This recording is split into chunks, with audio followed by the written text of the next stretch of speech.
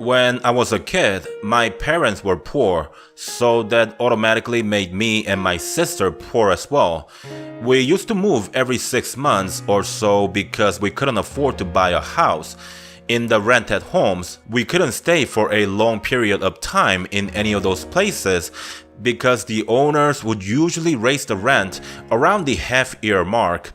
It's probably something unfamiliar for the young folks reading this, but back in the days, the landlord-tenant laws were very lax, to say the least, and it was heavily skewed in favor of the landlords.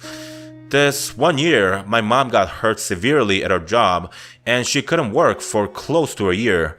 We had to cover all the medical expenses because, once again, the laws in the past, for the most part, were not written with the less fortunate in mind.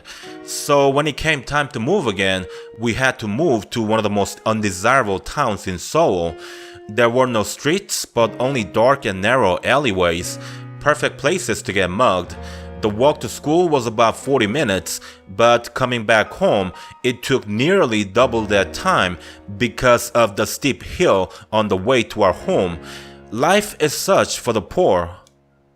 The thing is though, I can brave the dark alleyways and I can endure the long walk, but one thing that I couldn't brave or endure was the old mental asylum next to our home, which was the reason for the extremely affordable rent. The place ran from the 50s through the early 70s, and you have to consider the fact that when we had moved there, it was 1978. The place had only recently shut down, and the remnants of the atrocities that had been committed there was still fresh in the minds of the nearby residents.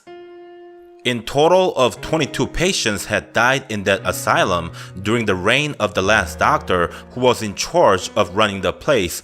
His reign of terror lasted 5 years, and in that time, he was responsible for more deaths than the entire history of the asylum since it opened in the 50s.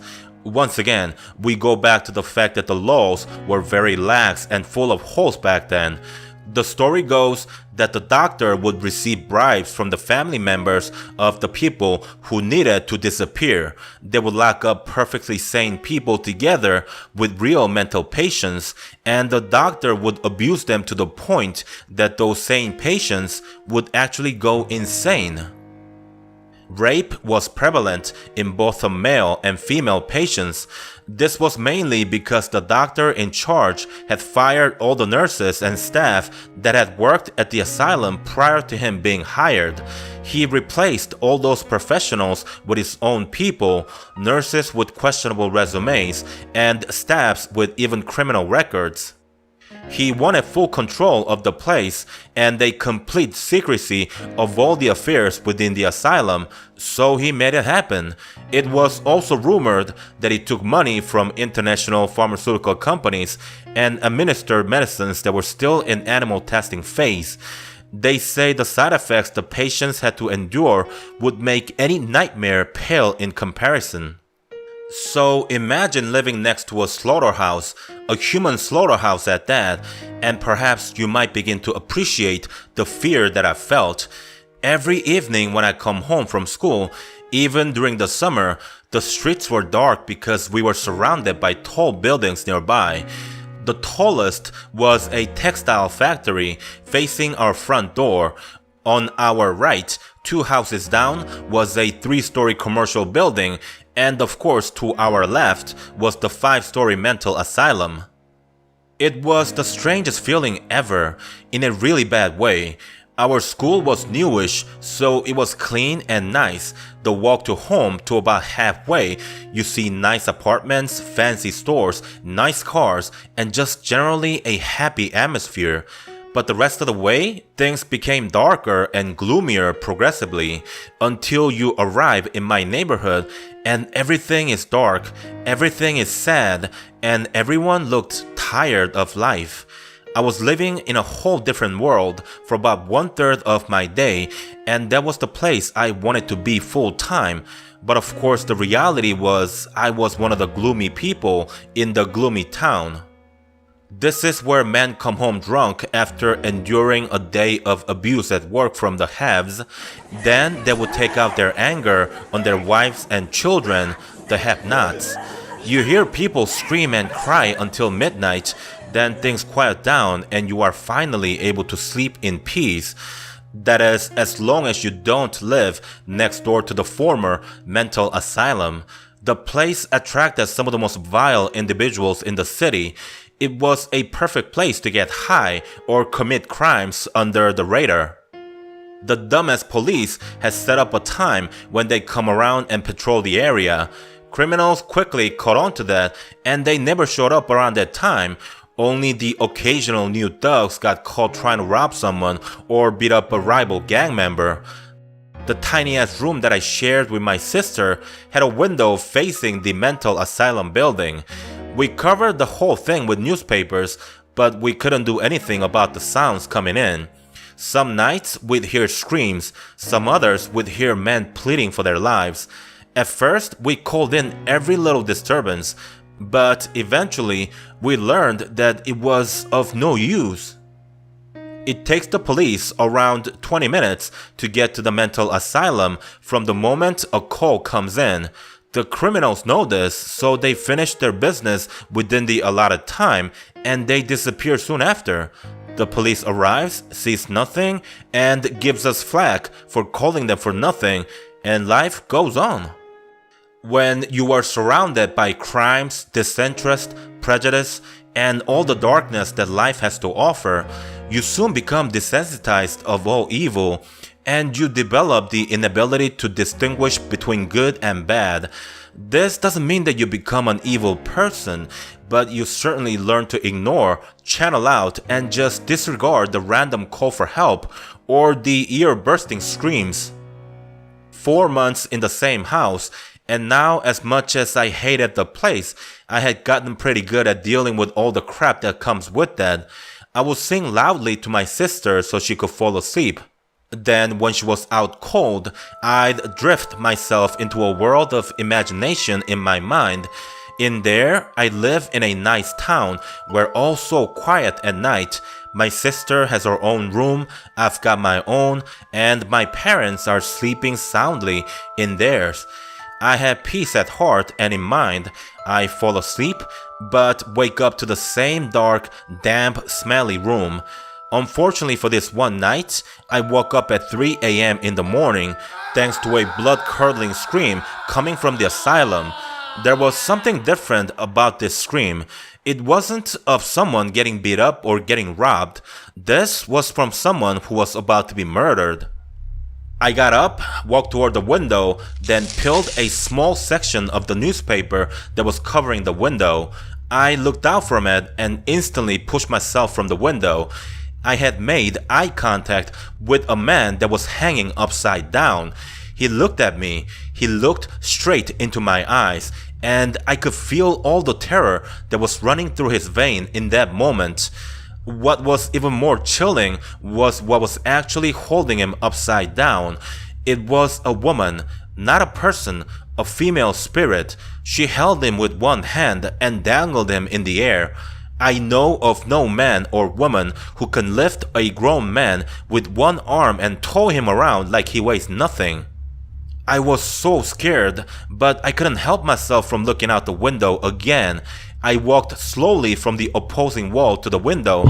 Then something slams on it and I could see the eyes of the ghost looking straight at me.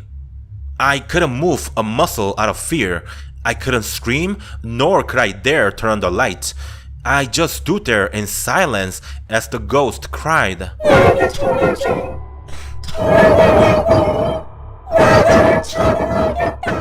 My sister woke up and the ghost shifted her attention to her. I ran to my little sister, stood her up and put her face against my tummy to obstruct her view. Then I said to the spirit, "I don't have your baby. Whatever happened to you and to your baby, it was done to you by the people who were supposed to take care of you at the hospital. I'm not responsible for what's happened to you and to your little one. Look at me, I'm only a kid. How could I ever hurt you or your baby? Please don't hurt my family. I beg of you. We haven't done anything to you." I could almost see the tears in the eyes of the ghostly woman. I was crying too, out of fear and also from the sadness I felt for the woman. Then suddenly, she screamed off, uttering some unintelligible words, and flew away into the mental asylum. Fortunately, my sister didn't see anything, but she was morbidly curious of why I spoke the words I spoke. I told her I had a dream and that I was sleepwalking. She was so young that she believed me, and eventually she completely forgot about the incident as she got older. The ghost never came back after that night, and I never dared to look out the window ever again after that experience. We moved out of there after 1 year, when my mom could go back to work again. We caught some breaks along the way, and by the time I was ready to enroll to college, our lives had gotten so much better. Looking back, I thought my life would always be gloomy. I believed that I belonged in that gloomy town and that one could never overcome the place in society that we're born into. Realistically speaking, it may be true for some people, but I was lucky to have parents who worked harder than anyone else I knew and were so frugal they'd wear their socks until you start seeing big holes in them. It is through their hard work and perseverance that we've escaped that hellhole of a town. Long after I had graduated from college, and this was when my sister was in college, so it was quite a few years down the road, I did some digging into the criminal case of the mental asylum next door to our old house and found out there was a young woman who was admitted there against her will, even though she was completely sane. She was the daughter of a wealthy family and had an older brother as an only sibling. Her father passed away when she was very young, and when her mother died in a car accident, her will instructed for all her wealth to be divided evenly between the son and the daughter. Unfortunately for the sister, her brother was a vicious monster full of greed and spite. He paid off the doctor in the mental asylum and had her locked up with a bogus paperwork. Inside, the woman was repeatedly raped by multiple hospital staffs, and consequently, she got pregnant just weeks after being admitted. When she gave birth to the baby, they took it from her and put him in an orphanage. The police weren't able to determine where he ended up ultimately because he was adopted internationally, and the office in charge of all his paperwork had moved to another location a long time ago. The suspicion is that many of the documents were lost during the transfer to the new office, so that was the end of the road. I did what I could to find the boy, and after a long and exhaustive search, I think I may have found him. The question is though, would I be helping him by telling him the horrible way he was brought into this world? I started the search to appease the poor spirit, but as I got closer to the truth, I began to realize that my mission could have devastating consequences to the mental well-being of the child in question. I really wanted to show her the child. In my Disney-like mind, I thought I'd tell the boy of his mother, and the adopted parents would be more than happy to have him pay respects to his dead mother. But in reality, appeasing the spirit would pretty much destroy any hope of the child growing up normal and healthy. Imagine you are adopted, and in the present you are living a perfectly happy life. Although there will always be a corner of your heart that longs to know of your roots and learn the identity of your biological parents, the truth may not always bring about the conciliation you sought after.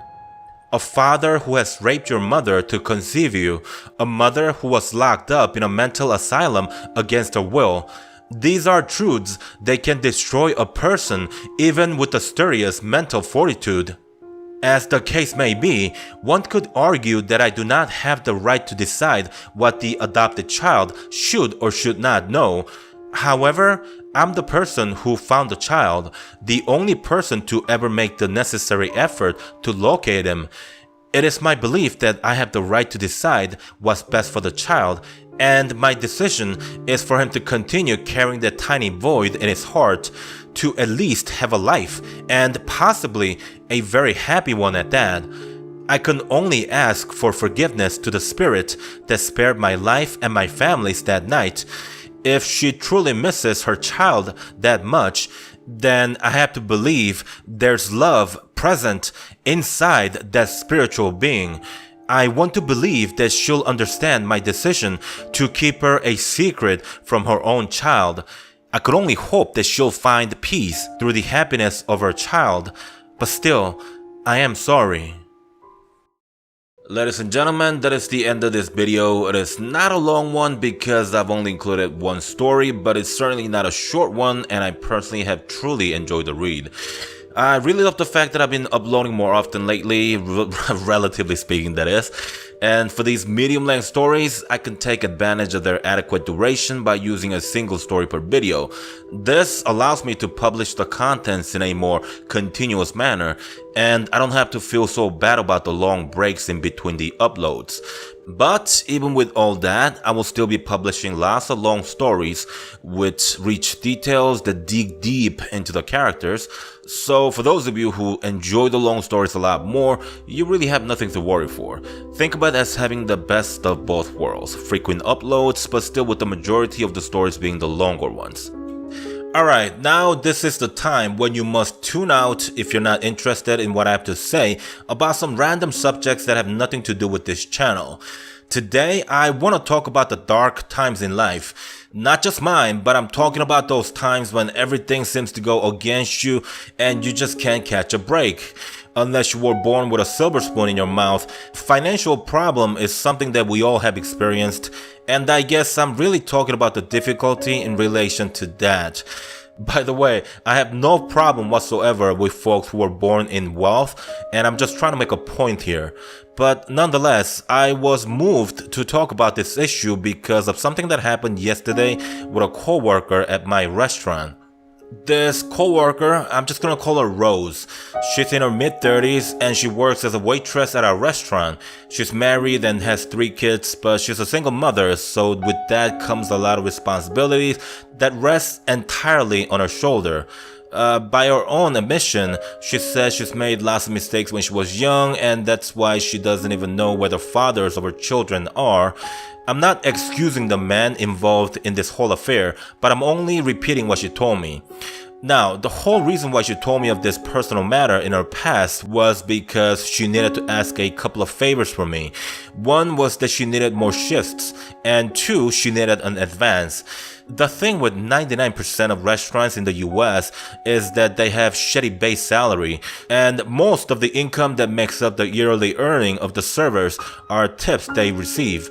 But unlike most restaurants, the owner of ours actually does pay a reasonable salary when you compare it to the national average. So when I asked my boss about an advance, he said no, probably because he already pays a generous salary compared to, again, the national average. So anyways, I was able to give Rose 3 more shifts per week, but that was pretty much all I could do in my place. That's when she told me about her situation, and even though I have long stopped lending money to even friends, I guess you could say that she softened me up enough that I ended up lending her $700, which is the amount that she needed. Now, I'm fully aware that this is money that I may never get back, and I'm not trying to look like a saint by telling you this story. I have had several bad experiences lending money to friends, and I make it a practice to never lend money. Therefore, I'm definitely not one of those people who give for the joy of giving. The reason why I lent her the money was because of a similar situation I faced some years ago. The only difference being it was much worse for me. At the time, I was broke, became homeless, and it was all because of my poor judgment. I'm not gonna go into it in detail because it's a long story, but it's important for me to put across to you that everything happened because of my own doing. I had alienated my friends and family. It took me a long time to earn their trust back and to get to where I am today. It took a lot of effort, and this is important, lots of good people along the way to make it happen. For me, there was this one gentleman, not a friend of a family, but more like an acquaintance of my family. He, for some reason, was compelled to help me and played a key role in putting me on the right track to getting back on my feet.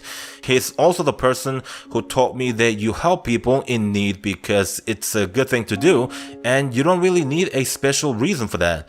Now, granted, I'm not quite the big person that he is.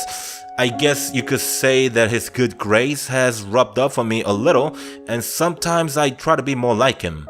When I was talking to Rose about her situation, everything about her reminded me so much of myself back in the days of the dark times.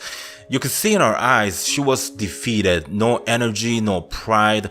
All she was doing was trying to survive another day. I was there, I used to be there, and it was so bad that I seriously contemplated suicide. I think that's why I helped her. It's more likely that she would continue needing help and eventually everything would implode. But there's a small chance that all she needs is a little push to get her over the hump. I value money, not money itself, but because of the work that you have to put in to earn that money. So regardless of how much I earn right now, I spend every dollar as wisely as I can. With that said, $700 is not a small chunk of dough, but when you look at it in the context of where that money was going and how it might possibly be used, in the end, I felt it was a small chance that I could take in perhaps doing the same things that other kind and generous people have done for me when times were hard for me as well. The whole reason why I mention this is because there are often times when either in the comment section or via email, I get sent messages of people struggling with life. They're not asking for anything, but they talk to me because we first get to know each other in the comment section, and I think when they feel comfortable enough, they send me those messages because they simply need a shoulder to cry on, just a friend they could talk to. I wanted to share my struggles with you and the story of Rose because I want you to know that at the end of this shitty struggle that you're going through right now, there is light. You have to pitch in, you have to crawl and dig yourself out of the shithole, but if you continue living life with the right attitude, you'll be pleasantly surprised how many people out there are willing to help out, even complete strangers. That's how I got back on my feet, and that's how hopefully Rose will do the same. Words are just words, and understandably, they won't help you pay your rent right now or get you a nice job. But in my own times of darkness, it helped me to be inspired by others who literally rose from the ashes. Words of others who've done it before me have helped me stop thinking about ending at all and to continue pushing forward even when life was at its bleakest. For those of you who have been messaging me and even those who've never mentioned but are going through some rough times, I just want to tell you to not give up, to have more faith in yourself and of those around you. The moment you stop feeling sorry for yourself and start making the tough decisions that will have huge positive impacts in your future, you'll begin to feel the difference in you and those around you. Obviously, this is not a message that will resonate with everyone, but even if it reaches one person who is in need of moral support, it would have served its purpose. That's it for me. Thank you for listening, and as always, stay safe.